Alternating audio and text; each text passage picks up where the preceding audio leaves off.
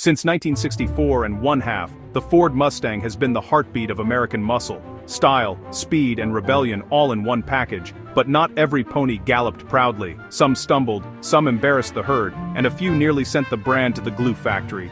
Today, we're breaking down the worst Mustangs ever made, from 1965 to today, and why even Ford wishes some of these never left the stable. Let's start with the 1969 Mustang E. Yes, the E stood for economy. Ford thought, what if we make a fuel-efficient Mustang? So they stuffed in a 4.1-liter inline-six, limited the carburetor, and marketed it as a responsible pony car.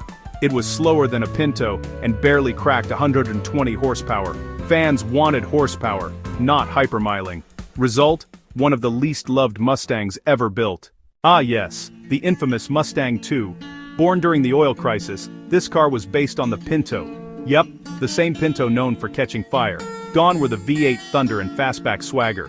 Instead, you got a 2.3-liter four-cylinder with barely 90 horsepower. Even when Ford added a 302 V8 later, it still couldn't outrun its reputation. Heavy, underpowered, and totally missing that Mustang soul. It saved Ford's sales numbers, but it nearly killed the Mustang's spirit. The Fox body era would later become iconic, but it started rough. From 1979 to 1982, these Mustangs were choked by emissions regulations. The Cobra package looked fierce, but under the hood, a 4.2-liter V8 that made a laughable 118 horsepower. You could hear it trying to sound mean, but it just wheezed like an asthmatic cat. It wasn't until the 5.0-liter returned in the mid-1980s that the Mustang found its muscle again. The 1994 redesign looked modern, but power, not so much. The base GT came with a 215-horsepower 5.0-liter that couldn't hang with the new Camaros or Corvettes of the time. Worse, the interior felt cheap, handling was numb, and early models had reliability issues. Ford fans waited years for the 1999 New Edge facelift to finally give it some attitude again. When the retro-styled Mustang returned in 2005, everyone drooled over the GT. But the base V6 version, not so much. 210 horsepower, a dull exhaust note, and that dreaded automatic rental car feel. Sure, it looked cool, but driving it felt more like a secretary's commuter than a muscle car.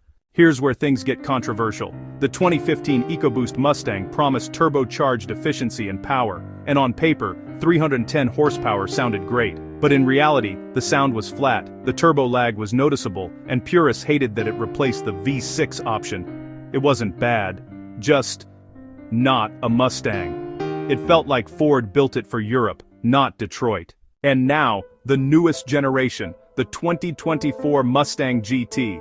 While it looks aggressive and packs serious horsepower, early reviews point to digital overload. The cockpit feels more like a video game than a muscle car. All screens, less soul. And purists are already asking, has the Mustang lost its edge? From the fuel-sipping Mustang E to the digital-age S650, Ford has had some serious missteps. But here's the thing, every time the Mustang stumbled, it came back stronger. Without the Mustang II, there might not have been a Fox body. Without the weak 90s GTs, we might never have gotten the GT 500 or Mach 1. Every bad Mustang was a lesson learned, and that's what's kept this legend alive for 60 years. So, what do you think was the worst Mustang ever made? Drop your pick in the comments below. If you love car history, hit that like button, subscribe, and check out our other deep dives, including the best Mustangs ever built. Thanks for watching, and keep your tires smoking, not choking.